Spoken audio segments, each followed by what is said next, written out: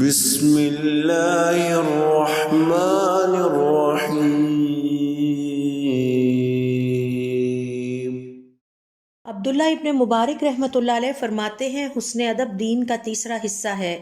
عبد الواحد ابن زید رحمۃ اللہ علیہ فرماتے ہیں دین والوں کے پاس بیٹھا کرو یا پھر مروت اور حسن اخلاق والوں کے پاس، بے شک یہ لوگ بد زبان نہیں ہوتے۔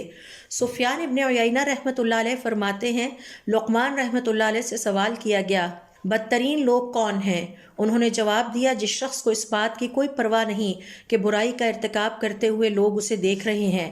ابن وہب رحمۃ اللہ علیہ فرماتے ہیں ہم نے مالک سے علم کے مقابلے میں ادب زیادہ سیکھا۔ حضرت عمر رضی اللہ تعالیٰ عنہ فرمایا کرتے علم حاصل کرنے سے پہلے ادب سیکھو۔ ابن القیم رحمۃ اللہ علیہ فرماتے ہیں کسی شخص کا با ادب ہونا اس کے کسی عمل کی قبولیت کی نشانی ہے۔